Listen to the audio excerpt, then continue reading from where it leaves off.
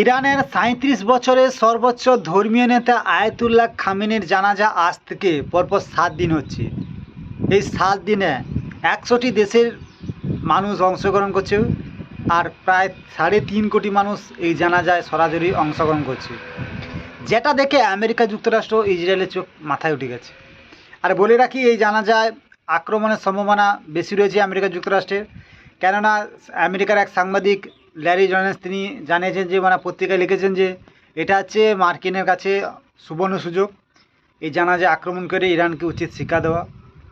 অন্যদিকে আমেরিকার রাষ্ট্রপতি জানিয়েছে যে এই জানাজায় যারা যারা অংশগ্রহণ করবে তারা সবাই হচ্ছে জিহাদি ও মানবতার শত্রু।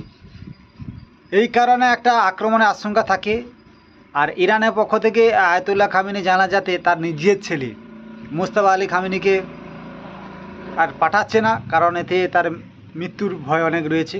কারণ হত্যা করতে পারে, মানব বোম বলুন, ব্যালিস্টিক মিসাইল বলুন, অত্যাধুনিক ড্রোন বলুন, নিক্ষেপ করে তাকে হত্যা করতে পারে। তাছাড়া তার লোকেশান ট্র্যাক করে তার পিতাকে যেভাবে হত্যা করেছিল ঠিক একইভাবে মুজতবা আলীকেও হত্যা করতে পারে। এই ভয়ে ইরান প্রশাসন মুজতবা আলীকে তার পিতার জানাজাতে নিচ্ছে না। আর বলে রাখি, মুসলিম ধর্মমতে যদি পুত্র বেঁচে থাকে তার পিতার জানাজায় শেষ বিদায় বেলা থাকা অত্যন্ত জরুরি, কারণ এটা ইসলামের একটা নীতি। তা সত্ত্বেও এটা হচ্ছে না, এটা দুঃখের বিষয়। আর আমেরিকা যুক্তরাষ্ট্র আর ইসরায়েল যে প্রকারেও ইরানের সরকারকে ফেলাতে চায় এবং মুজতবা আলী খামেনিকে হত্যা করতে চায়, কারণ ইরান যদি এই সরকারের উপর টিকে যায় তাহলে ইসরায়েলের অস্তিত্ব নিয়ে সবসময় একটা প্রশ্নচিহ্ন থাকবে। কারণ এই সরকার থাকলে ইসরায়েল কোনোদিন শান্তিতে থাকতে পারবে না, কারণ এদেরই ইরানের গোষ্ঠী অনেকগুলো রয়েছে, ইহুদি গোষ্ঠী রয়েছে, হিজবুল্লাহ গোষ্ঠী, যা লেবানন থেকে অল টাইম ইসরায়েলে আক্রমণ করে থাকে, যেটা মাথা ব্যথা ইসরায়েল আর আমেরিকার রয়েছে। তার জন্য সরকারকে ওরা ফেলতে চায়। আর ইসরায়েলের যে একজন মন্ত্রী তো সরাসরি এই কথা বলেছে যে তারা খুব দ্রুত ইরানের সরকার ফেলে দেবে এবং মুজতবা আলীকে হত্যা করবে।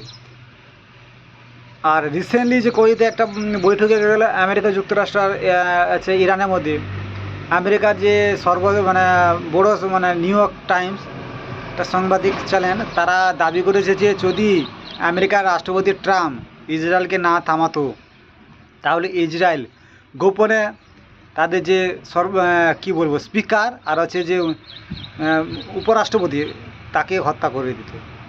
আমেরিকার রাষ্ট্রপতি ট্রাম্পের অনুরোধের কারণে ইসরায়েল এটা করতে পারেন।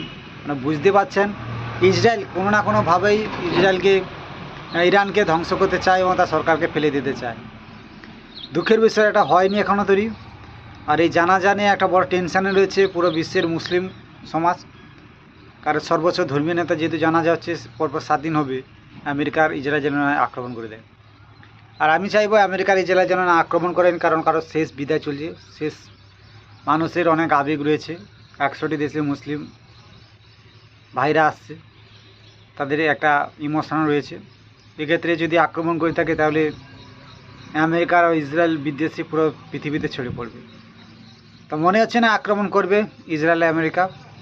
তো দেখার বিষয় কি হয় তা আপনারা নজরে রাখুন। ভিডিও ভালো লাগলে অবশ্যই সাবস্ক্রাইব করবেন। তো চলুন দেখা হচ্ছে।